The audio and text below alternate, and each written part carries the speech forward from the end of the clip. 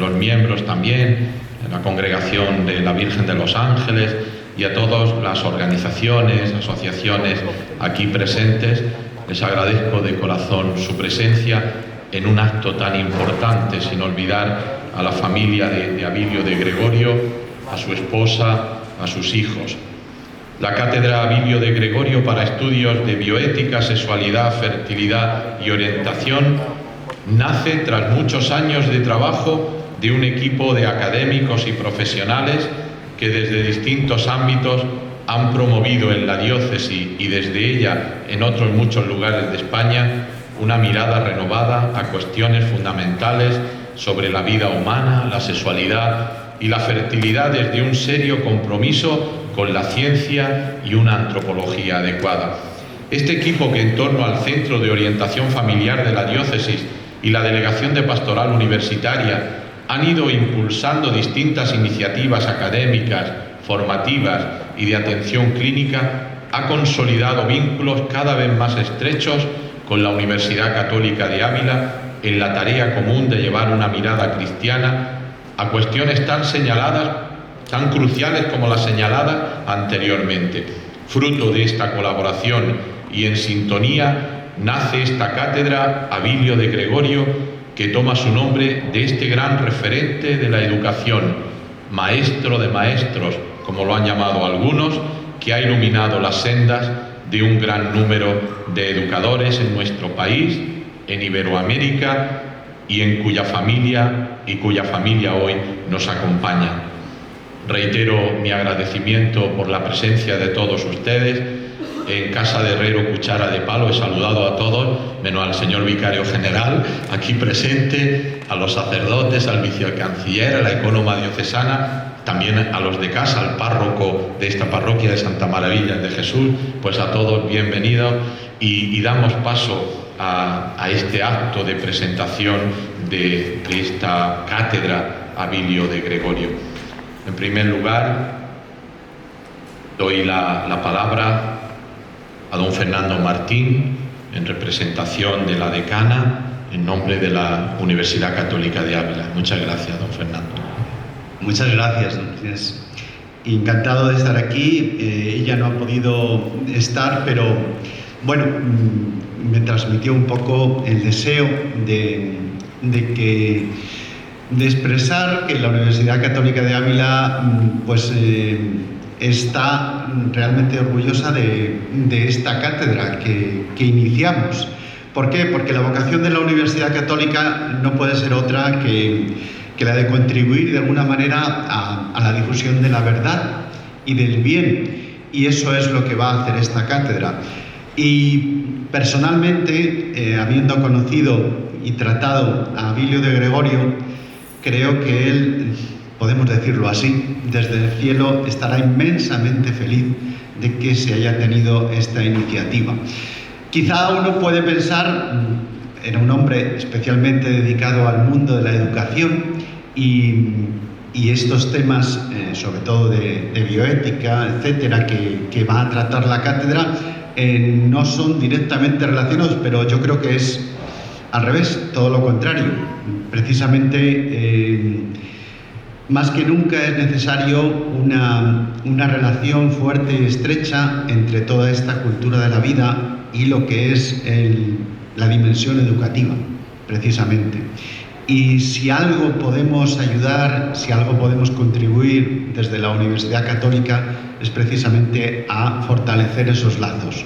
Hoy más que nunca es necesario esa cultura de la vida, como digo, y además formar. Yo personalmente me dedico desde hace varios años a la formación de maestros.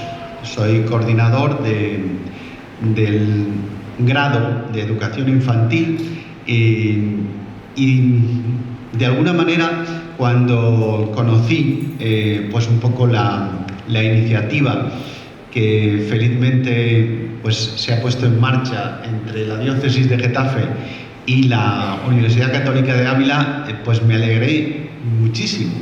¿Por qué? Porque creo que ese es el camino.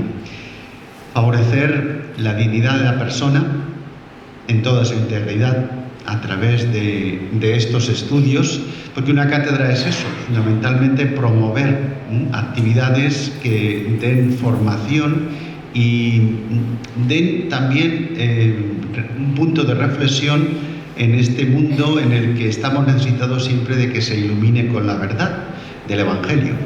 Y eso es muy importante. Entonces, transmitir por parte de lo que es la universidad, pues el agradecimiento por esta iniciativa y nada más. Muchas gracias.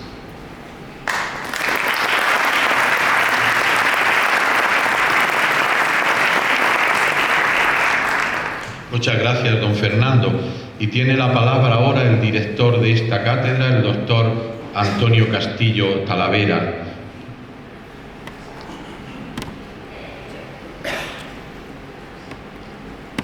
Sí. Muchas gracias, don Ginés. Gracias a todos. Bien, esta cátedra en realidad nace con el objetivo de ofrecer un cauce para la formación, reflexión e investigación de temas que se encuentran en actualidad y que requieren pues, de un abordaje, digamos, sensato, sosegado y sin duda acorde al avance científico.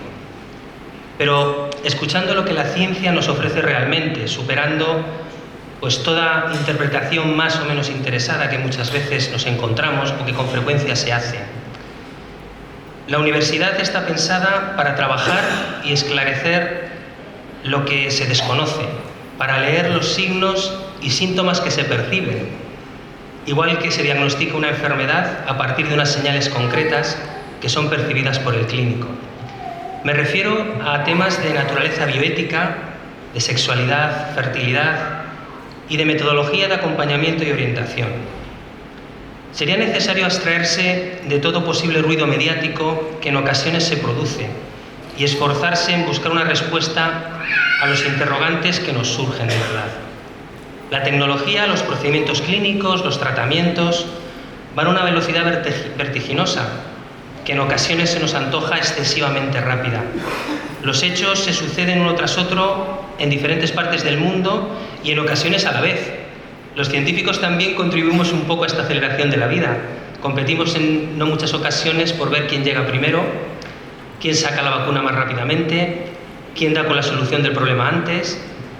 Todo esto escamotea a la investigación, al avance científico, algo fundamental: el sosiego y la reflexión, que permiten pensar en las consecuencias, en asegurarse la idoneidad o no del procedimiento concreto que ponemos en marcha y que corremos a publicar en la revista con el mayor índice de impacto posible. Qué necesario es pasar por el filtro del análisis bioético mucho de lo que hacemos. No todo lo que se puede hacer se debe hacer. Esa no es la medida. La medida es la bondad de lo que se pone en marcha. Si va a beneficiar a la humanidad o no, si beneficia al paciente, cuál es el riesgo. La cátedra está formada por una mezcla variada de profesionales. La multidisciplinariedad que queremos perseguir en la cátedra está asegurada con esto. Abundan sanitarios, médicos, farmacéuticos, biólogos, psicólogos, trabajadores sociales, especialistas en bioética, orientadores, pero también hay una parte humanista. También tenemos filósofos, teólogos, historiadores, maestros, que den claves que fundamenten todo lo que se lleve a cabo a nivel formativo y que marquen adecuadamente todo lo que se inicia desde la cátedra. Si me permiten, hay una peculiaridad que me gustaría poner en valor con respecto al equipo que forma la cátedra, y que es posible que a alguno le parezca irrelevante, pero que para nosotros es capital, y es que todos somos amigos, muy buenos amigos, que nos ilusionamos con mucha facilidad y esto permite que sea verdaderamente gratificante trabajar juntos. Hay un núcleo importante que llevamos trabajando juntos muchos años, quizá más de lo que nos gustaría reconocer, y que nos conocimos en el Centro de Orientación Familiar de la Diócesis de Getafe, todos con un perfil sanitario muy marcado. A este grupo se han unido otros profesionales que tampoco son ajenos, también nos conocemos, muchos con un perfil más humanista, que son el complemento perfecto. La Delegación de Enseñanza de Getafe también se ha implicado, su delegado y varios asesores de la misma forman parte del equipo. De hecho, este es un objetivo importante también de la cátedra, promover el acompañamiento y la orientación que los profesores de la delegación hacen a sus alumnos. Muchas veces pensamos que la educación se basa solo y exclusivamente en transmitir conocimientos. Y sinceramente creo que nos equivocamos. El profesor o el maestro, me encanta recuperar este concepto del maestro, qué bonito es este nombre y lo que evoca. Van junto al alumno, le acompañan a su meta. Muchas veces nos obsesionamos un poco con el marcar conocimientos, que tengan cuantos más mejor, y nos damos cuenta que en realidad pues quizás eso no es lo fundamental. Lo fundamental es enseñarles a ser capaces de manejarse adecuadamente en la vida, ¿no? Enseñarles a tener una estructura, a tener una estantería donde luego puedan ir colocando los conocimientos. Eso es muy sencillo. Los conocimientos están ahí, los libros, ¿no? Y ahora Internet, si se busca bien, pues también nos aplican conocimientos. Pero las estructuras, la forma de enfrentarse a la vida, eso solo lo da alguien que acompaña. Y eso es un maestro y eso es la educación. Para eso está la cátedra también, para fomentar estas actitudes en los profesores. En cuanto a las actividades que se ponen en marcha, o que ya están en marcha, que ya están funcionando, a nivel formativo tenemos un programa de estudios en sexualidad y fertilidad que consta de un título de máster, otro de especialista y otro de experto. La idea es formar a los futuros monitores encargados de orientar en sexualidad y afectividad, así como en el conocimiento de la fertilidad a través de procedimientos de la medicina restaurativa, que permiten abordar la infertilidad que muchas parejas sufren en la actualidad desde un enfoque multidisciplinar y no solamente clínico. En esta dirección también se encuentran los proyectos de investigación que hay en marcha, comenzando con el estudio multicéntrico, prospectivo y controlado Fertigrad sobre la aplicabilidad de los indicadores biológicos de fertilidad en mujeres trasplantadas de órgano sólido. Me gustaría detenerme un poco y, bueno, abusando de vuestra paciencia, contaros un poco lo que es el estudio y por qué vamos en esta dirección. Desde hace ya muchos años, que me corrija la doctora María Eugenia, yo creo que más de 20, empezamos en todo esto de lo que es la medicina restaurativa, los indicadores biológicos de fertilidad, el buscar muchas veces las causas de la fertilidad o de la infertilidad, perdón, ¿no? Para poderla abordar adecuadamente, para poderla abordar con éxito. Muchas veces los problemas de infertilidad no son en sí el problema, sino que muchas veces son un síntoma de otra cosa que está oculta, ¿no? La idea fundamental es descubrir qué es esto que está oculto para poder solucionar el problema realmente. Bien, pues recuerdo que hace unos años llegó a la consulta de la Fundación COF-Getafe, que por aquel entonces dirigía la doctora Huete, llegó una paciente con un trasplante hepático. Y en el periodo post-trasplante, a las mujeres pues tienen un periodo en el cual hay una contraindicación seria de embarazo, puesto que el embarazo es alguna situación fisiológica, pero una situación fisiológica de estrés, que realmente va a generar un problema, ¿no? Un problema para la mujer y un problema incluso para el feto, puesto que los tratamientos inmunosupresores pues también tienen efectos teratógenos que habría que tener cuidado, ¿no? Entonces hay un periodo de post-trasplante pues, de contraindicación, digamos, o de no recomendación. Pero claro, vamos a una mujer que tiene un trasplante hepático. Cualquier sistema anticonceptivo que se pudiera utilizar va a afectar a nivel hepático. Por lo tanto, no podremos utilizarlo. La única alternativa que estas mujeres tenían pues era una posible esterilización, bueno, o una abstinencia total. Llegaron a la clínica y, bueno, pues recuerdo en aquel entonces que nos llamó María Eugenia y dijo: mira, tengo una pareja que tiene esta situación, ¿por qué no tiramos para adelante con lo nuestro? Y dijimos, bueno, pero vamos a ver. Y yo recuerdo las palabras de: mira, si no lo creemos, no lo creemos. Entonces esto funciona.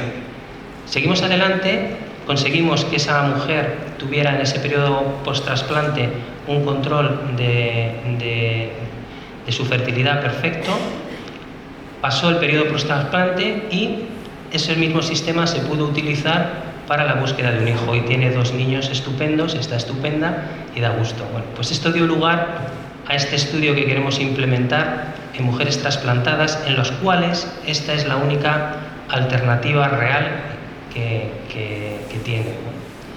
Luego existen también diferentes cursos de usuarios de métodos de reconocimiento de la fertilidad y también fundamentalmente asesoramiento y formación en el acompañamiento a adolescentes y jóvenes a partir de metodologías proactivas en las cuales la Delegación de Enseñanza se ha convertido en una experta. Ahí tenemos el viaje a Narnia, que año tras año congrega a cerca de 5.000 alumnos, ¿no?, donde realmente se desarrolla una labor preciosa, ¿no?, a través de los musicales. El último que se hizo fue Skate Hero, pues en el que se puso en valor la figura de Joaquín Echeverría, que dio la vida en los atentados de Londres, el héroe del monopatín.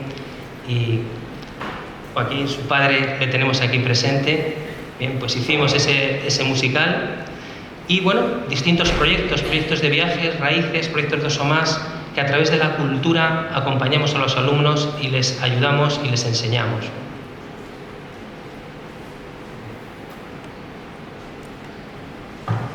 Muchas gracias.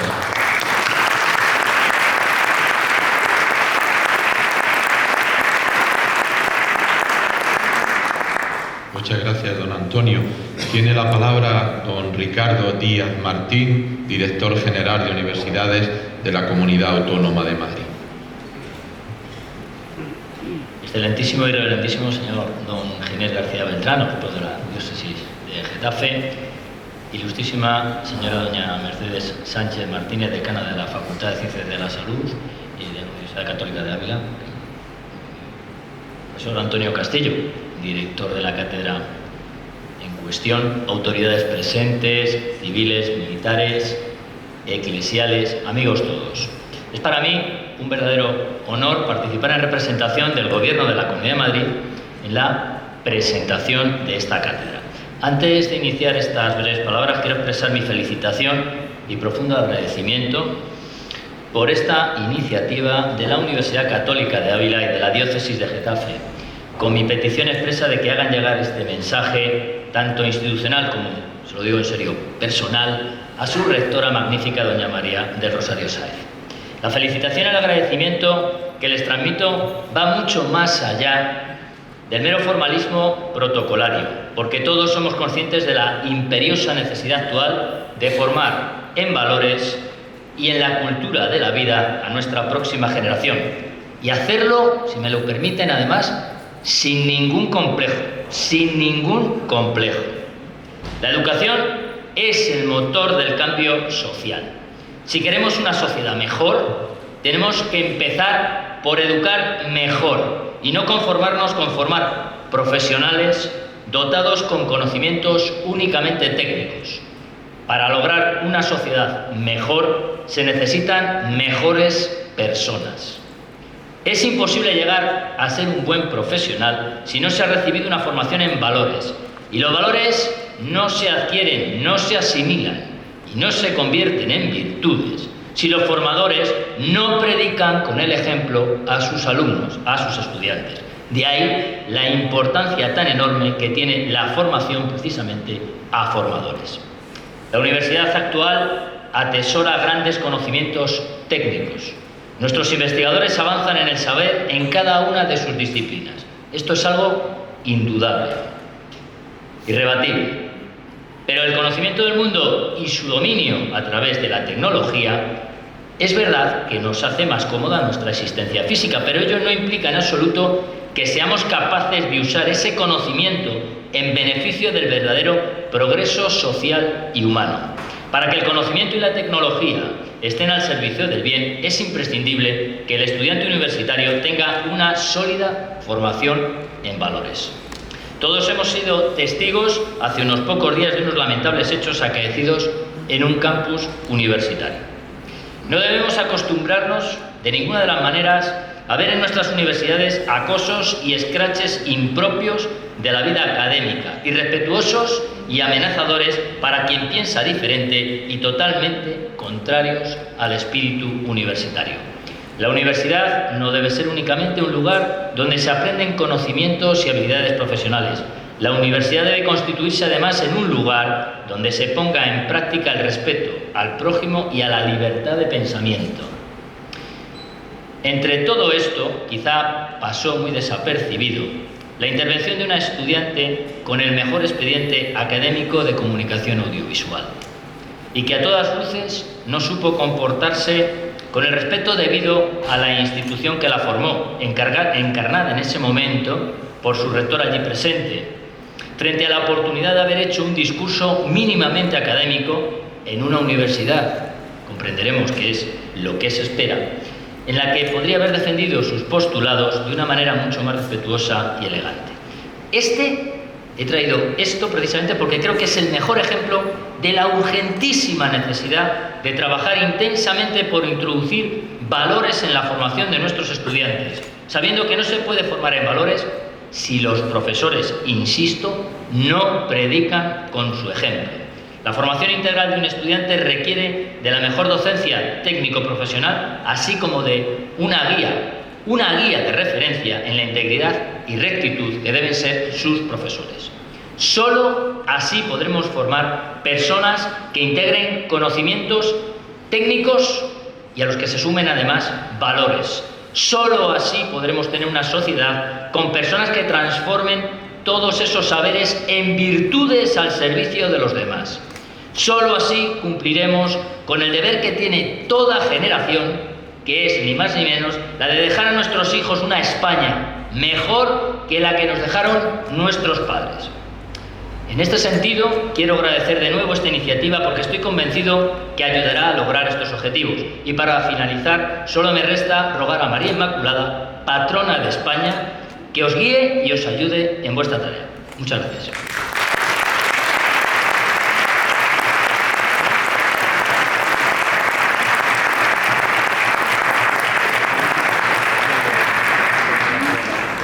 Muchas gracias, don Ricardo. Para hacer una semblanza de don Abilio de Gregorio, a cuyo nombre está consagrada esta cátedra, invitamos a don Javier Segura, delegado diocesano de enseñanza de esta diócesis.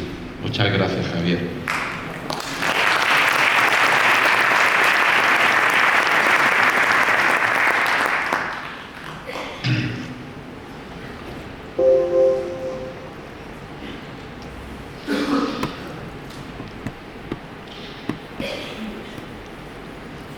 La biografía exterior de Abilio de Gregorio es sencilla. Abilio nació en Barruelo, en Santullán, en Palencia, un 4 de mayo de 1943. Allí se educó con los hermanos maristas, con los que continuó su formación en Valladolid. Joven de inquietud espiritual e intelectual, se trasladó a Perú para formarse al mismo tiempo que colaboraba en actividades docentes en el Colegio de Enseñanza de Secundaria que en 1962 acababan de fundar los maristas en el Callao, junto a Lima. Sería esa también una oportunidad para dilucidar su posible vocación religiosa. En ese tiempo obtuvo la licenciatura en Filosofía. Tras su discernimiento vocacional, regresa a España y aquí, nuevamente urgido por su entusiasmo por la docencia y formación de la juventud, prolonga sus estudios. En esta ocasión, en la Universidad de Navarra, y en esta universidad obtuvo la licenciatura en Ciencias de la Educación y la diplomatura en Orientación Familiar. Comienza su actividad docente en 1969 en Eibar, Guipúzcoa, como profesor de lengua y literatura. Y es en Eibar, y en ese año 1969, donde conoció a Meli Merino, que hoy nos acompaña aquí, con la que se casó 2 años después y con la que tuvo 3 hijos que eran el orgullo de Abilio y de Meli. En 1985 aprobó las oposiciones a cátedra de Lengua y Literatura. Se había trasladado ya para entonces a Salamanca, donde residiría. Pero dada su preparación, el ámbito de su actividad como formador rebasó ampliamente su tarea de profesor de enseñanza secundaria Prueba de ello fue la publicación de numerosos libros sobre temas pedagógicos, como las monografías Familia y Educación, la participación de los padres en los centros educativos, Educación familiar y valores de sentido, Educación y valores, el proyecto educativo de centro en la escuela católica, Atreverse a ejercer de padres, entre otras muchas obras. Abilio se consagró como un experto de educación en valores, la educación familiar y la formación de docentes y equipos directivos, algo que le llevó a recorrer toda España y distintos lugares de Hispanoamérica. Pero es en su biografía interior donde encontramos toda la riqueza de un verdadero maestro, un maestro de vida, de un sabio, además de un excelente comunicador. Abilio fue un gran pensador y pedagogo, apasionado como pocos de la educación. Una educación que ponía a la persona en el centro, lo que él llamaba una educación personalizadora, cimentada sobre el desarrollo de los valores de sentido. De esa pasión educadora hemos sido testigos los que hemos compartido con él distintos proyectos educativos. Pero más allá de esto, Abilio era un auténtico humanista cristiano, maestro de vida, testigo y hombre de fe. Sin esta faceta, fuente de la que nacía su magisterio, es imposible entender su legado. Generoso hasta el extremo, destacaba por su magnanimidad, su disponibilidad y su delicadeza. Por todo ello, su magisterio, tanto el que escribió como el que ejerció con su propia vida, es para nosotros una fuente viva donde poder beber en esta cátedra que hoy inauguramos.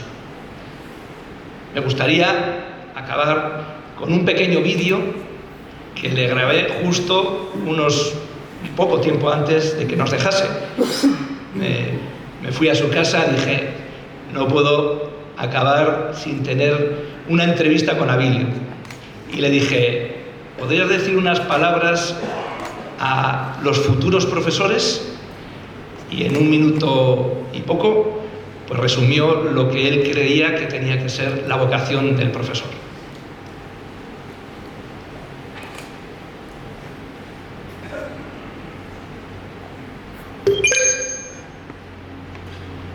Aprovecho esta ocasión que me dais para animar a todos los jóvenes y no tan jóvenes que se entusiasmen por la educación. No hay profesión, digamos, más rentable ni profesión más agradecida que la de dedicarse a transmitir a otro aquello que lleva dentro. Ahora, para dedicarse a la educación yo siempre he dicho que se necesitan 2 cosas: amar lo que se enseña y amar a quien se enseña. Amar lo que se enseña, amar la materia, lo que se dice, y amar a quien se enseña. Y esto me parece que es un cometido fascinante. Los que ya estamos en el epílogo de la vida y nos encontramos de vez en cuando con alguno de los que han sido alumnos nuestros, uno de los mayores gozos es eso, encontrar que todavía tienen algunas resonancias de aquello que consciente o inconscientemente viviste con ellos en el periodo de nuestra profesión. Por lo tanto, animo a los jóvenes, sobre todo, me parece importante, y les animo sobre todo a formarse en una formación que no solamente se hace en los libros de las aulas, sino una formación que también se hace en la comunicación personal. Todo saber que no se comunica es un saber que se pudre. Entonces, lo poco que podamos saber cada uno de nosotros, ponerlo en contacto, en comunicación con cualquiera de nuestros compañeros. Y veremos que con el paso del tiempo eso nos ha enriquecido hasta hacernos un poquito más sabios.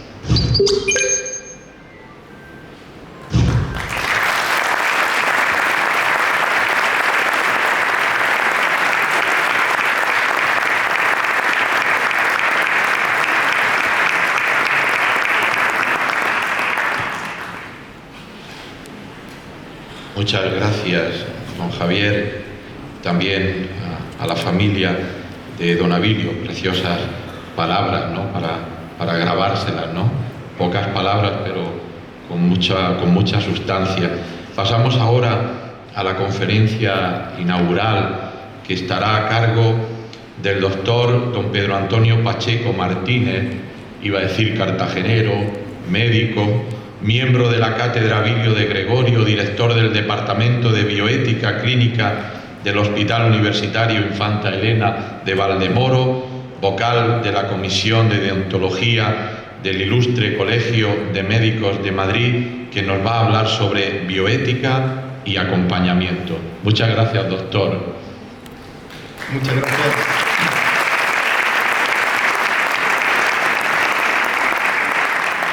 Muchas gracias, don Ginés, y muchas gracias a todos. Dense por saludadas todas las autoridades y permítanme llamarles amigos, y en este momento alumnos, porque vamos a dar la primera clase de la cátedra. Así que, bueno, pues será la primera clase y no habrá primer examen, Entonces pueden estar ustedes todos muy tranquilos, que no hay que tomar apuntes ni nada de esto. Vale. La clase va a tener dos partes, una introducción a lo que es la bioética y una introducción también a la relación asistencial, relación de ayuda en este caso, relación de ayuda. Parece que hablar de ética, no sé si esto se pasa. Aquí. Parece que hablar de ética es hablar de algo como etéreo, ¿no? Como hablar del humo del café. Pero no es así. Hablar de ética realmente es hablar del grano de café.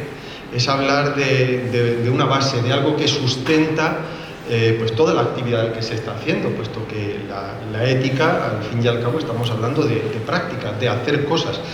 Las personas somos seres, agentes morales, actuamos, y en todas nuestras acciones pues hay una carga ética, hay una carga moral. Por lo tanto, hablar de ética es hablar de nosotros mismos, de las cosas que vamos haciendo, pero hablaré de ética no tanto desde las perspectivas históricas o de las corrientes, sino que voy a hablar de ética desde lo mítico, desde el mito. Como ustedes saben, la ciencia ofrece explicación de muchas cosas, pero la mitología lo explica todo, ofrece explicación para todo. Así que hablaré un poquito de la ética desde lo mítico y utilizaré para ello un mito actual. No nos vamos a ir a la antigua Grecia, sino vamos a utilizar un mito actual, un cuento. Vamos a hablar de Pinocho. No hace falta que expliquemos el mito, todo el mundo sabe quién es Pinocho. Si tuviera que definir la definición que a mí me gusta de lo que es la bioética, diría que es la conciencia de la ciencia. La conciencia de la ciencia. De las ciencias biológicas, por eso lo de bioética. Podríamos decir que es el Pepito Grillo. Bueno, pues ya saben ustedes lo que es la bioética. ¿Y qué hace la bioética entonces? Pues la bioética pues dice lo que hay que hacer, orienta la elección hacia el bien, nos dice lo que no tenemos que hacer y nos dice que tenemos que hacer bien lo que tenemos que hacer. Es pura práctica. La bioética no es nada teórico, es pura práctica, como digo. Pero ¿cuál es el gran drama? ¿Cuál es el gran drama de la bioética? ¿Cuál es el drama de Pepito Grillo? Pues que no tiene fuerza, que es una voz. Sin embargo, Pinocho sí tiene mucha fuerza. El progreso científico y técnico es arrollador y puede pasar incluso por encima del hombre. Pinocho puede hacerse mucho daño a sí mismo y a otros. Es importante escuchar esa voz de la conciencia. Es importante hacer las cosas bien, porque el ser humano se va construyendo en sus actos. Si nos dedicamos a robar, nos convertimos en ladrones. Si nos dedicamos a asesinar, nos convertimos en asesinos. Como decía Ortega y Gasset, el tigre no puede destigrarse, pero el humano sí puede deshumanizarse. De ahí la importancia de escuchar esa vocecilla. Por lo tanto, en cuanto a esas primeras ideas. ¿Qué es la bioética? Podríamos decir que es la conciencia de la ciencia, que nos dice, como había dicho antes el profesor Castillo, no todo lo que se puede hacer se debe hacer, y que lo que tenemos que hacer es el bien y hacerlo bien. Pero ahora, dado que estamos en Getafe, la cuna de la aviación española, alcemos el vuelo, elevémonos un poquito más y hablemos de la conciencia. Vamos a profundizar un poquito en eso de la conciencia, en eso del Pepito Grillo que he dicho antes. Pepito Grillo sabía qué era lo que estaba bien, pero ¿quién le había enseñado a Pepito Grillo lo que estaba bien? ¿Cuál era la fuente de conocimiento de Pepito Grillo? Es decir, ¿cuál es la fuente que tiene la bioética para juzgar lo que está bien y lo que está mal en el ámbito que le ocupa, el ámbito científico, técnico, en el ámbito biológico? Las preguntas son estas. ¿Cómo se forma la conciencia? ¿Es solamente espontánea? ¿Es innata? ¿Uno sabe por naturaleza lo que está bien o lo que está mal? ¿O lo que se me ocurra es lo que está bien o lo que está mal? ¿O lo que me haga sentir bien es lo que está bien y lo que está mal? La conciencia requiere una formación, requiere un aprendizaje, y si esto es así, ¿de quién puedo aprender? En el caso de la bioética, la fuente de conocimiento, en el caso de la conciencia de la ciencia, la fuente de conocimiento es doble. Por un lado, tenemos el conocimiento científico, la embriología, la genética, pues, la ciencia biológica, la medicina, y por otro lado, tenemos el conocimiento filosófico, en este caso sobre todo la antropología cultural, la antropología médica, la antropología teológica, la antropología filosófica, como digo, el conocimiento antropológico. Lo biológico, pues, nos va a aportar una serie de datos, de los datos de las investigaciones que vamos haciendo. Pero esos datos, lo único que nos revelan es la realidad biológica del ser humano. La biología, el estudio biológico, solamente revela, pues cómo es la célula humana. Pero el ser humano es solamente células. En todo el fenómeno del ser humano solamente hay materia. Somos solo biología, que es muy importante, la biología es muy importante, pero solamente somos eso. Solamente somos carne, solamente somos la historia de un animal, desde su concepción hasta su muerte. Solamente somos reacciones cerebrales, solamente, como digo, somos carne y carnalidad. Por lo tanto, es importante, para hacer una reflexión sobre el conocimiento científico, biológico, es importante ir de la mano de la antropología. En bioética, la ciencia biológica y la antropología, como digo, caminan juntas. Pero la antropología, el conocimiento antropológico, tiene sus dificultades, porque así como el conocimiento biológico nos dice, pues eso, que el cigoto es un ser humano unicelular, así como el conocimiento biológico nos dice, pues, que las ondas alfa, las ondas beta, las ondas delta de un electroencefalograma indican X y tal cosa y tal otra, la antropología es un poquito más compleja, porque nos lanza a bocajarro la pregunta de, oye, ¿qué es el ser humano? ¿Qué es el hombre? Y el conocimiento antropológico no nos da un dato tan claro, tan fácilmente mensurable. Además, existen diversas visiones antropológicas. Por lo tanto, según la visión antropológica que tenga, pues puedo interpretar de una manera o de otra qué es el ser humano. No nos vale tampoco cualquier visión antropológica. Como decía San Juan Pablo II, hace falta una antropología verdadera, que ahonde en la naturaleza humana y que sustente la reflexión en bioética.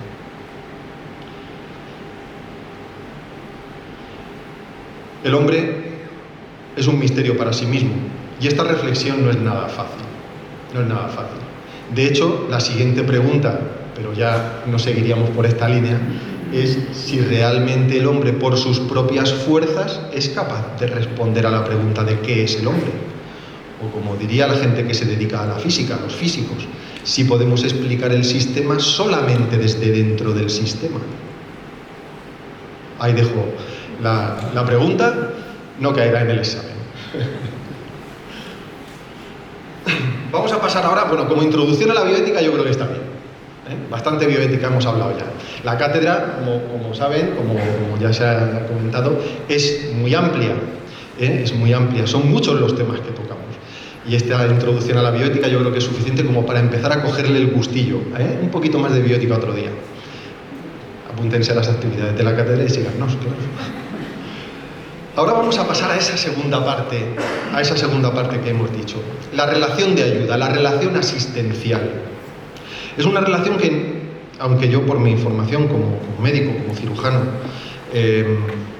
yo siempre pienso en el paciente, me gustaría que no nos centráramos en el paciente, que pensemos también en la relación del orientador con la persona que es orientada, del maestro con el alumno. Me gustaría que pensáramos también en la relación del psicólogo con el paciente que tiene delante. Aunque yo alguna vez, por defecto, hable del paciente, o a lo mejor hable desde un punto de vista un poco más médico. La relación asistencial no la voy a definir, la voy a describir. Me parece que las características estas nos pueden orientar mucho. Es un tipo de relación humana, es un tipo de relación entre personas. Además es una relación profunda, en la que hay confidencias, en la que hay intimidades, que requiere una cierta continuidad. Uno tiene su médico o su maestro, requiere una cierta continuidad. De hecho, nos sienta fatal cuando nos cambian de médico en consulta, ¿verdad? Requiere, como digo, una cierta continuidad. Es una relación cooperativa, no es ir a que te echen un sermón, sino que es una relación en la cual se va cooperando en cómo vamos a ir haciendo las cosas. Es en lo que en la tradición médica hipocrática llamamos una relación de amistad médica, que no es mucho más que un contrato, es mucho más que nos hemos encontrado aquí y hablamos de estas cosas, no, sino que hay algo más, hay ese encuentro personal.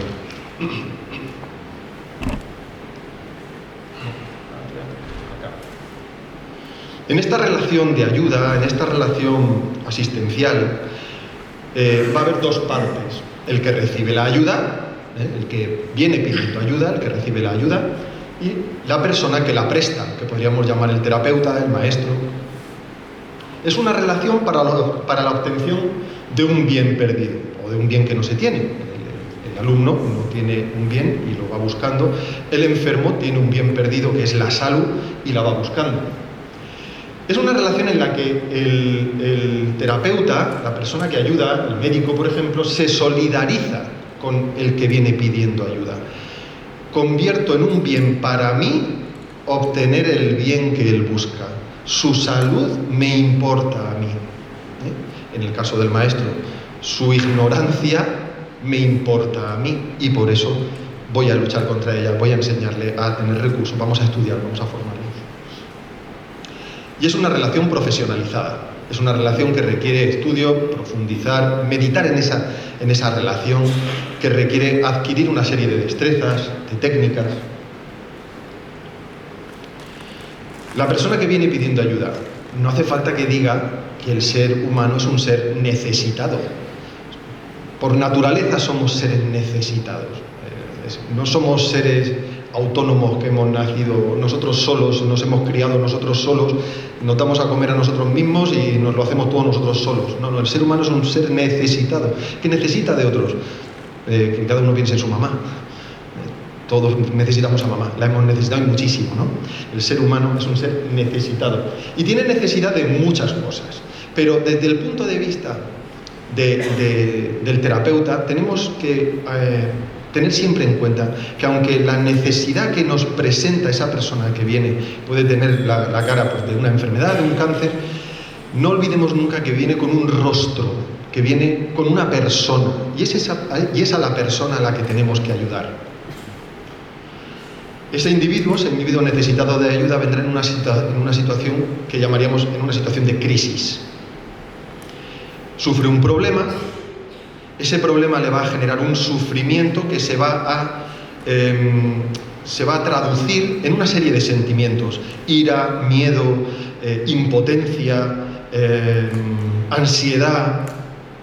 Y esos sentimientos pues le van a hacer buscar a un terapeuta y van a generar en él una serie de expectativas. Unas expectativas, pues ese deseo de curación, que el terapeuta, que el médico me entienda, que no me haga daño, que comparta mi problema y me ayude y vayamos siguiendo, ¿no? Que me respete en mis principios. En cuanto al terapeuta, el que ayuda, como digo, es una ayuda profesional. La ayuda profesional ha ido evolucionando durante el siglo XX y lo que llevamos del XXI ha ido evolucionando muchísimo. Han ido cambiando las teorías de la educación, la forma de educar, ha ido cambiando también en el ámbito de la medicina, pues de una medicina más paternalista, en la que ¿qué vas a saber tú? Lo que diga el médico. Lo que diga el médico es lo que hay que hacer, ¿no? La medicina esa paternalista en la que se dice lo que dice se hace lo que dice el médico, a una medicina más colaborativa, ¿no? Como digo, la relación, la forma de hacer terapia se ha profesionalizado y ha ido cambiando y variando, yo creo que hacia mejor.